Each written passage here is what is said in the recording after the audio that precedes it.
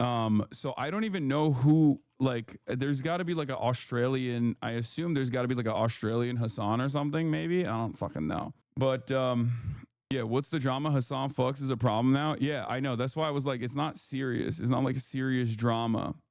But here, Neon was shocked when two models alleged that Hasan flew them out to Europe. Ever dated the same guy? No, maybe. Yeah, it starts out with him saying, have you two dated the same guy? They say maybe. Who flew us to Europe? We love you, Hasan. Hasan, if you're watching this, we love you so much. Who got free flights to Europe? And that's where we paused the live. Of course, baby girl. We did. Oh wow. We didn't go for comedy. Okay. So y'all are y'all get flown out and get fucked. No. Oh, you don't. Not You fucked. okay. We're just, we're just blonde. So None we're of that. like, we're going for the vibes. We're Okay. going for the shits and gigs. I feel you. Yeah. So y'all didn't link Hasan when you got there? No. He just bought the ticket. Nah, we I just think did the he just dinners. liked to be seen with us out in public, you know? Yeah. What the hell? Isn't that good for us though? It's pretty good. So he flew you guys out, and all you had to do was stand next to him. Yes. What a Take fucking. photos, go out for dinner. Yes. We will. Tanımıyor musun onları? Tanıyor musun onları? Nope. I have no idea who these people are. Like, not even a little bit. I don't know what your type is, but they don't seem like it. I don't have a type, but I genuinely doubt that it's Hasan Minhaj either. Like, it's got to be like a different Hasan. But Neon here literally says HasanAbi. And they also bring up that we didn't go for the comedy. So I don't know what that means. Like, I just genuinely don't know why they like, I can't tell if that was just like they were two like random fans or something, and then they casually brought my name up as a joke, and then they went along with it, or if it was like a different Hasan and Neon thought it was me, and they just didn't understand that he was like bringing my Literally name up. living our life in living Europe, life. like Mykonos, you name it, we were there. Scorpios. We were at freaking Island. Wow, HasanAbi, how could you do that? That's crazy. No, Okay. that's amazing. Yeah, wow. So do you guys still talk to Hasan? Blocked on everything. Blocked. We got our way and blocked. We got our way and blocked. So what are their Instagram accounts? Very easy to figure out. Well, if they're blocked, if the other Hasan blocked them, then we can't actually search. They don't deny when he says HasanAbi. I think they just kind of didn't think about it more than. Come on, Murat. Yeah, I know. I did. They blocked you. They blocked me. They said we're blondes. We went for the vibes. Doesn't that sound like an oil money Hasan flew out two blondes because they're exotic? Yeah. It's just funny because, like, when the fuck would I have flown these women out with me to Europe when I'm on camera pretty much 24/7? Also, you never saw them around me. So it doesn't even make sense. If I was just like trying to look cool with like babes around me or some shit, but you didn't see them, then it kind of failed, right? It defeated the purpose. Between today and yesterday's stream, you didn't stream for 10 hours. Yeah. And also they said I went to Mykonos, which I've never been to Greece. So there is also that aspect of this too. Do not bring these people into it, in my opinion. They will forever get harassed by others. At least don't show their usernames on stream. Yeah. I have no idea. I genuinely don't know. Well, I caught like a random stray, but it wasn't even like a bad stray. I don't even think this is, yeah, whatever. Okay, yeah. They're saying I'm like Drake. I'm a celebrity. I'm like flying. I'm flying women all around the world. Not a good analogy. Yeah, that's probably not the best analogy. Let's be real. But the first name that I feel like that's the type of person that would do that. You know what I mean? I feel like if I think about like a famous celebrity flying people around, it would Drake is the first one that comes to mind, or like Leonardo DiCaprio. But again, that's also not a good example either. But get Boy to investigate. I love that he never specifies they're talking about Hasan Piker because it'd ruin the clips if it's not you. Yeah, but it's cool. I mean, I'll take it. This is like And there's this other clip like this with Extra Emily, a girl saying she went on a date with you or something. Yeah, I have no idea about that one, but I don't know why they would like randomly bring it up. So it's like, I don't know. I don't know what's going on. I don't know what happened. Like something like a flip switched yesterday. And randomly people are just like, yeah, I've been going on dates with Hasan. The Extra Emily one is some girl who says she works in a shop and you're a rude customer or something. Wait, really? The Extra Emily clip wasn't about going on a date. No, she said she saw you in a store she was working at. What's that clip? Extra Emily clip. Let's see this. Like we went someplace that was like an hour away, drove there. Yeah, and then it was fun. And like conversation was great, but we were talking about like politics the whole time and like where money should be allocated in the government. Like it wasn't like a fun, flirty time, you know? Yeah, it was with Hasan, bro. It was with Hasan. He was a bad. She's not talking about you here. You're getting clickbaited. This clip is cut. I've never met this person in my life. That's Tiff, Emily's best friend. She said she likes you in the past and she's obviously joking. What? The first part is not about you. Keep playing the clip. Date. Guys, I have met Hasan multiple times. He comes into our store. Wow. And he's not very nice to me. Yep. Can I say that? Oh, it's okay. Was I not supposed to say that? That's okay. So, maybe is he like busy? Like This has 9.3K upvotes on LSF, so GG. Wait. Kinda went viral, but I've never met this person. What the fuck? Aiden paying Clippers to defame you. Basically, he's salty because you exposed his grift on Palestine. She talks about going on a political date. Then people in the chat bring you up and she says you've been to her store. She's a fan of yours. She works at some fashion store in New York City. When the fuck have I gone to a fashion store in New York City? Brother, you're running into rakes on purpose? No, I don't think this is... I think she's just memeing. Don't give the clout chasers too much airtime. I think you guys are taking it too seriously. The politics conversation was not with you. They just joked about it sounding like it was you. Oh, I love the fucking clip meta, man. It's awesome. I don't even go to New York. I don't even go to New York like that. So how many times could I have been to a fashion store in New York City? I don't really... I think she was memeing and Clippers clipped it out of context. Wait, so what's the LSF narrative around it? Oh, dude, I loved it. It's just anyone can say anything totally fake or anything like that's, you know, half sincere, half joking. And people will seriously be like, oh yeah, no, this is Hasan slander, upvote. This has 9.3 thousand upvotes on LSF. What? I've never met this person. What the fuck's going on? Hasan, bro, she's not joking. She's saying you are rude to her in the store. She was joking about the date thing. But I don't think I've ever met this person before. What? Hasan multiple times. He comes into our store. wow. And he's not very nice to me. Yep. Can I say that? Oh, it's okay. Was I not supposed to say that? That's okay. So, maybe is he like busy? Like is he busy? I don't know. Maybe he's like It's looking. the truth. Maybe he's looking somewhere. But do you know who was really, really nice to me? Like, so nice to me? I forgot his name. He was Frankenstein. He was in Priscilla. He was Elvis. Okay, he was in Euphoria. He was the mean guy in Euphoria. He's an actor. The Jacob Elordi. Wait, I wonder if which store could it be? I don't think I've met her multiple times. I'm pretty sure that Hasan came into my workplace and he wasn't very nice to copy pasta. I've seen it a few times on Reddit. No.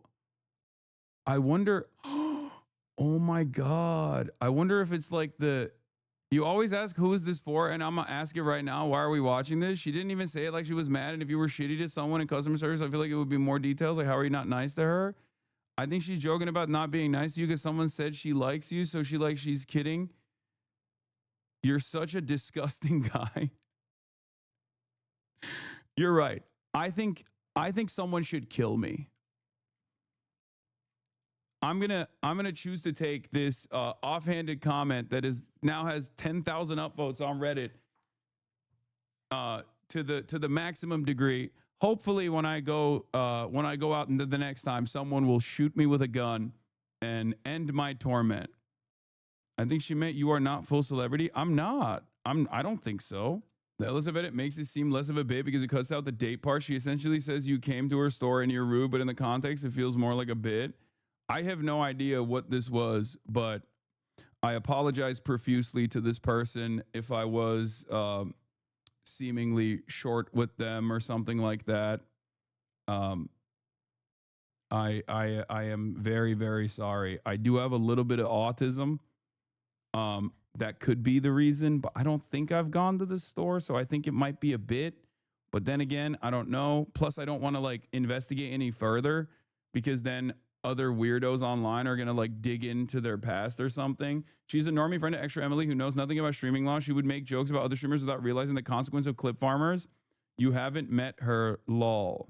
You know, I've seen you in a Balenciaga in New York City when I was there shopping around. You stepped on my Rick Owens, spit on my face, and called me capitalist swine. True, that those sound a lot like me. I think the next meta in the upcoming year 100% is going to be like the Candace Owens meta, right? Israel will farm Islamophobic narratives. You know, I think the Somali stuff even plays a role in that as well. Because as I've shown you already, Israel realized that they can't convince the Westerners that Israel is good, but they can actually foment anti-Muslim hatred, right? They can keep pumping Islamophobic narratives, and a lot of Americans tune into that. A lot of Westerners tune into that, especially in Europe, right?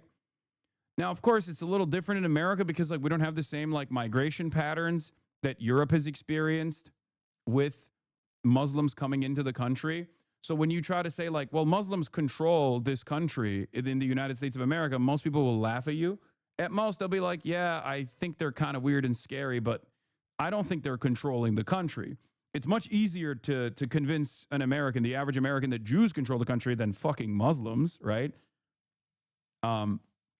So as much as Israel's basically dropped the ball as far as like defending Israel, and trying to explain to Americans that Israel is like a viable and very important, necessary ally, they are fomenting a lot of Islamophobic hatred. But the alternative to that is the successful alternative to that, the successful counter narrative to that, unfortunately, is not what I'm doing. I'll just admit that, okay? Especially with the post-Charlie Kirk assassination, I have realized that it is totally irrelevant. The truth is totally irrelevant. It is not a successful way to cut through the noise and to get people back on board with what is actually going on. It is so much more effective if your counter narrative is also made up. Candace Owens showed that. Okay, we're living in AK after Kirk. Okay, this is AK1 after Kirk. Charlie Kirk got assassinated. The American government very clearly had an interest in making him out to be a martyr by force. And they wanted to say that he was killed because of the wave of anti-Trump narratives, the hatred that the left was creating against the Trump administration and Republicans in general. They want to kill you. They hate you. And yet all of those narratives fell by the wayside because Candace Owens came out and straight up said, nah, it was Israel. And then she didn't just stop there. She was like, nah, it's Israel, it's the Jews. And everybody tuned into it. Everybody was like, you know what? That actually makes a lot more sense. A smaller version of that I also saw, I also experienced, was in the immediate aftermath when there was like a time period before they figured out who the shooter was, where everyone was saying this is a transgender Antifa super soldier. to figuring out who the shooter was, and then they found out that he was like from a good family, good stock, white Mormon kid, right? Allegedly. And in that moment, everyone was like, maybe this guy's a groyper. Maybe a groyper killed him. And then a lot of liberals believe that. A lot of liberals were like, oh yeah, this is a Nick Fuentes, a super soldier that actually killed Charlie Kirk. And that was also interesting because while it wasn't as, while it wasn't as like mass adopted as the Israel killed Charlie Kirk actually narratives, there was definitely a 24-hour news cycle where a lot of liberals learned about what groypers were and genuinely thought, oh, this got to be a Nick Fuentes fan. Once again, proving to me and everyone who was paying close attention to this stuff that it is much easier to destroy biased narratives on the right by coming out with a false narrative on the left. And that's what's really interesting. I think that we're going to see that more and more. I think like conspiracy theories that are grand, that are increasingly more insane, will be the most effective way to control narratives in the upcoming decade, if we make it out that far. Yeah, it's also much easier to convince Americans that Israel is controlling the USA than it is to convince them that our government supports what Israel does, right? Speaking of which, it'll continue. Let's take So a look. thank you very Benjamin much, David. Netanyahu, Thank you. international war criminal, is currently shaking hands with Donald Trump.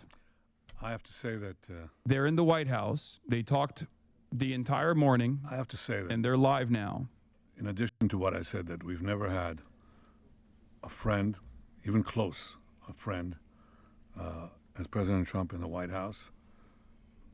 I think he's been extraordinary in his friendship and his support for Israel. His principled I don't know if positions, they're in the Mar-a-Lago. I think they're in the White House, no? his willingness Or to are they in just cut Mar-a-Lago? through, Oh, yeah, they're in Mar-a-Lago. They're get in to the Florida. You're essence right. of things, and I don't say that as a compliment. I just mean it. People have heard me say that behind your back, Mr. President, many times. But I want to say something else. I think we have a partnership, if I can quote you, second to none. I think it's allowed us to do enormous things. You know, people said there was a different conception at one time, which means that America can advance its interest in the Middle East if it opens a lot of daylight between it and Israel. And President Trump has done the exact opposite. He's achieved remarkable things in the Middle East because we work together. We talk about our ideas. Sometimes we have different ideas, but we work it out. And most of the time we see eye to eye. But it's been a remarkable experience, and this was a very, very productive meeting.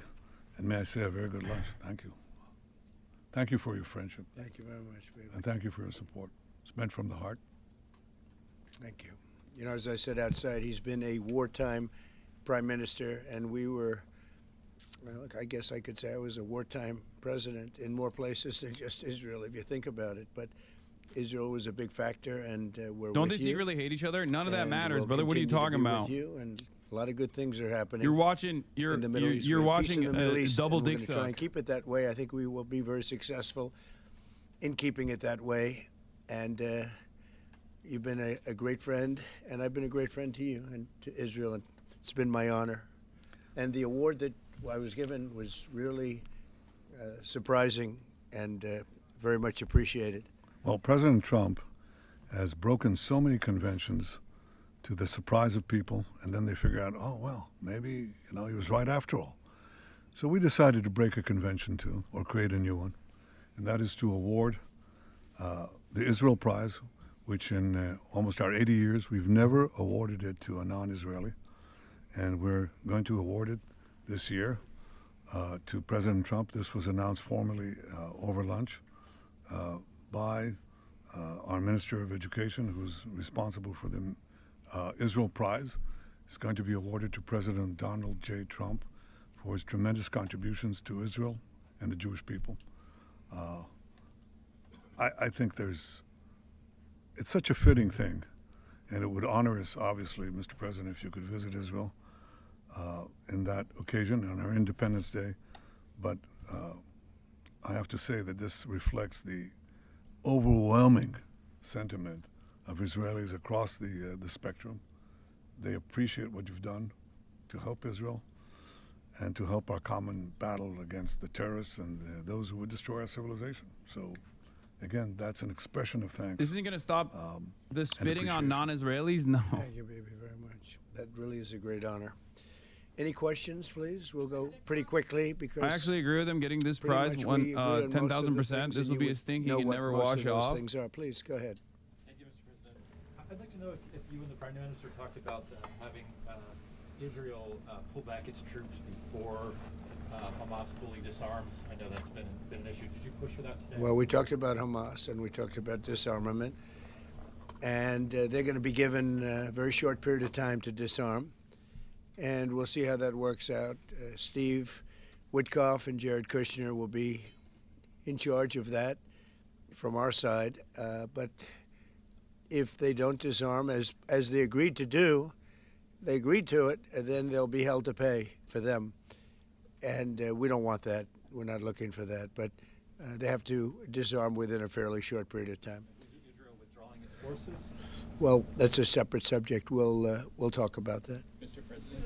Yes. Mr. President, did you have a message for the Prime Minister about the West Bank? And are you at all concerned that settler violence, Israeli settler violence, could be undermining the peace plan? Well, we have had a discussion, big discussion for a Oh, long a big time on one. the West Bank. Oh, yeah. He And I gave him a wouldn't say stern we talking agree to. on They're the going to West stop Bank any day now. The 100%. settlers are going to stop But we, being ruthless. We'll come to a conclusion on the West Bank. If I could ask, what is the decision? Remember, Well, I don't wanna every do single that. thing. It'll This be is, in many respects, at an not appropriate even time. remotely He will different do than the the right thing. I know Russia-Ukraine that. I know him conversation, very well. He will where do the right thing. there's no new development, right? Like there's no real new development. He'll just say whatever the fuck he needs to say to shut people the fuck up. The reality of the matter is Israel does what Israel wants, and no one can Well, I actually know say anything President about it. Erdogan. But let's get back to the other, also same old bullshit song and dance that Donald Trump is presenting, but this time with Ukraine. Zelenskyy came to Mar-a-Lago with a clear mission to keep President Trump engaged, convinced that Ukraine was working hard for a peace deal. Gotta make a deal. Gotta get it done. Too many people dying. And I think both presidents want to make a deal. No repeat of the Oval Office showdown of February, where Trump told Zelenskyy he didn't have the cards. Here in the Winter White House, which according to Trump, Zelenskyy found gorgeous, one clear commitment at least resulted: a 15-year U.S. security guarantee. Zelenskyy said he'd still try to talk that up to as much as 50 years. We agree that security guarantees is a key milestone in achieving lasting peace, and our teams will continue working on all aspects. There was one moment when Trump described his same-day phone call with Vladimir Putin, where the famously non-card-playing Zelenskyy's poker face slipped. Russia wants to see Ukraine succeed. Once it sounds a little strange, but I was explaining to the president. The current plan envisages an 800,000-strong peacetime army for Ukraine, funded by its allies, a release of all prisoners of war and civilians, and an $800 billion economic recovery package, with U.S. companies standing to benefit. President Zelenskyy says a 15-year U.S. security guarantee is now fully agreed. But Russia still rejects any parallel guarantee that would see European troops on Ukrainian soil. The biggest obstacle remains territory. Ukraine's willingness to withdraw its troops from the Donetsk region is contingent on Russia's military pulling back a similar distance to create a demilitarized zone. Russia still wants the whole of Donetsk and Luhansk, together the Donbass. Open And then there's presents. the Zaporizhia nuclear power plant, Europe's largest, which Russia is so far refusing to hand back. I don't see Putin accepting anything but, at the minimum, and there's a transitory deal, full control of Donbass. He wants something that he knows that is so difficult for Zelenskyy to sell at home that it will cause political problems. This afternoon, Putin's latest on-camera military briefing. His generals telling him this month saw the most gains of the year. Putin saying Russian forces should now... Western Europe, no new taxes, more funding for Ukraine, and fascists are going to take over. They're going to take power, and they're not going to be fucking pro-Russia for the record. They will still absolutely attach themselves to the hip to whatever the fucking NATO purpose is. Maloney is a great example of this, okay? I'm just letting you guys know. There has never been a historic fascist movement post-World War II that wasn't pro-NATO. All of the historic fascist movements post-World War II were directly put back into power because of NATO. in an effort to advance America's interests. So they're like all of this song and dance that they present, as far as like, oh, they're gonna put an end to this war or whatever. It's all fucking bullshit. Okay, it's all bullshit. Europe will do whatever America wants them to do. Okay, Europe will do, EU will do whatever America wants them to do. There is no better example of this than Rutte straight up fucking telling Trump that he is daddy. What more do you need to see? But when they get into power, it will die down to small clashes? Maybe. I just don't think so. I think it will die down to small clashes if Russia has achieved its objectives. I think at this point, the reality of the matter, as I said before, this is not to take away any of the responsibility from Donald Trump, but the reality of the matter is Donald Trump has no way of like bullying Russia into submission, with the exception of hitting the nuclear option of forcing, India and all the other secondary markets that America has a little bit more motion over. But that is a dangerous gamble, because America's larger interest here, America's actual enemy here, is China. And if you were to force the Indian economy to no longer be a mediator or an entry point for Russian oil and gas into the global market, then all of a sudden you might be pushing India into the hands of China. No, the nuclear option is not actually nukes. I mean, like, I meant like the nuclear option as far as, the maximalist position. I still don't quite understand the point of this war, given your framing, though. You have two imperial powers trying to stake their claim in the region. Ukrainian conditions won't improve if they keep fighting. Either they'll get pillaged by EU and America, or they'll get pillaged by the Russians. I think they're going to get pillaged by EU and America and pillaged by the Russians, as they are currently. So the faster this comes to a hold, the better. But the unfortunate reality is that I don't think it's going to come to an end until Vladimir Putin has had enough. And there's no way to accelerate that demise on the Russian side in the hands of America without actually making American allies either lean in the direction of China or continue its relationship with America and take on a shittier end of the deal. Because right now it's beneficial for them. Netanyahu meeting happening as Iran's president says that Tehran is in a, quote, full-scale war with the United States, Israel, and Europe. So for more on what that could mean, let's go to Chief International Correspondent James Longman, who's in London. Good morning, James. Yeah, good morning, Malika. President Pezeshkian says his country is in a full-scale war with the US, Israel, and Europe, saying the West does not want Iran to stand on its feet. He also claimed the military is stronger than it was when the US and Israel targeted Iran's nuclear sites over the summer. You remember back in June, President Trump ordered an attack on 3 of Iran's nuclear facilities using bunker buster bombs and cruise missiles. He initially claimed their nuclear capabilities had been totally destroyed, but the US government now says some of that enriched uranium wasn't eliminated, and it's unclear how far their program was actually set back. Now, Iran's president is not the key decision maker in Iran. That is the supreme leader. But these comments look timed to provoke maximum reaction ahead of Netanyahu's meeting with Trump today. Will? Certainly heighten the stakes. James, thank you for that. With 2025 almost in the books, it's time to take stock of the very tumultuous first year of President Trump's second term and what it means for 2026 and beyond.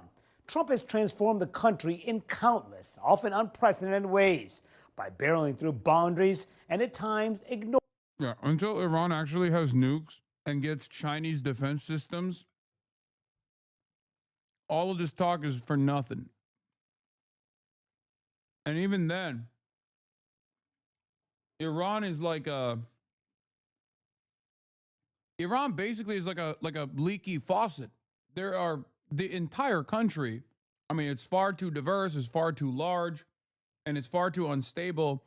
And there are straight up operatives for both the CIA, for Mossad, all up and down the goddamn country. We saw that with the Israel strikes, where Mossad had such a strong, Mossad was so far deep inside of Iranian territory that they had a full-blown drone factory in Tehran. So even if they had these defenses, they still need to figure out a way to, take out some of the people who are engaging in espionage within the boundary. I think a big part of why Iran also is internally unstable outside of the very real economic, the very real like sanctions and the blockade and the trade stuff is also because of the repressive nature of the Ayatollah too. That also plays a role, in my opinion, with how the Iranian population foresee their own government. Obviously, that also plays a positive role for the fundamentalists who like that shit. So then you get full-blown loyalty from the fundies. So it's both a good thing from their perspective in terms of maintaining stability and having a loyal base that you can always rely on. But it's also bad because it creates too much instability, especially among the younger generations. So ultimately, it's quite difficult for them to manage the system, to manage the situation. Does China not ignore sanctions on Iran now? What do you mean sanctions on Iran from China? China does whatever the fuck China wants. Yeah, Iran is a powder keg right now due to the huge inflation crisis and unprecedented water crisis as well. And then also on top of that, there's obviously a lot of people who don't like the repressive nature of the government. But beyond that, like I said, there's a lot of sectarian tensions that America regularly will lean into. Like there are Kurds, for example, in Iran that 100% are just waiting for the opportunity to collaborate with, or are directly collaborating with the CIA. Like there are so, and this doesn't mean that like all Kurdish people living in Iran are, enemies of the state or something like that. I'm not even saying that, but it does present a separate challenge. A separate challenge with even if you build the defenses, even if you get a fucking nuke, what happens when, there's too much instability? Ignoring the limits of the law, slashing the federal government, issuing sweeping tariffs, and sparking a global trade war, cracking down on immigration, and targeting political enemies, and so much more. But first, how are voters feeling about his presidency so far? Let's begin with CNN's chief data analyst, Harry Enten, to walk us through what the polls say and how they've changed. Hey, Manu, look, 2025 was not exactly the best year for the President of the United States. He started off in pretty gosh darn good territory, right? Trump's net approval rating in January, he was 6 points above water, pretty much above where he was during his entire first term in office. But look what happens. This is so funny. Americans, appreciate your Second Amendment. If right now we had guns to protect ourselves, Islamic regime was gone 30 years ago. Brother, how do you think the revolution happened?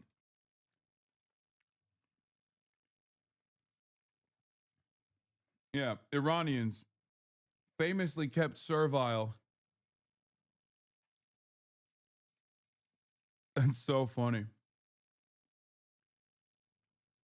Holy prediction market Toledo. Come December, 12 points underwater, way, way down there. That is an 18-point decline during the course of the year. Now, what has driven Donald Trump's decline in his net approval rating? Well, it's independents. That is the name of the game, baby. Look, in January, Donald Trump's net approval rating among independents was about even, minus 1 point. Not too hot to trot, but not too bad either. Now, whoosh, we're talking about 43 points underwater come December. Holy that Toledo. is a decline of It's 42 points on his net approval rating. Donald Trump is hanging out with Jacques Cousteau. That is how far underwater Donald Trump is with independents at this point. Now, what issues are driving this decline in Trump's approval rating, his net approval rating?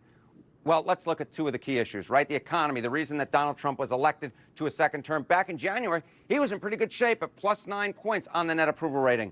But look, come December, 16 points underwater. That is a decline, doing the math quickly here, of 25 points for Donald Trump on the key issue of the day, the economy, the reason he got a second term. And then, of course, immigration, which Donald Trump has really focused in on during his second term in office, something he has been focusing on since he first ran for the presidency all the way back in 2015. Well, in January, he was 9 points above water on the issue. Now he's 6 points below water on the issue. So on the key issues of the economy, inflation, going in the wrong direction for Donald Trump.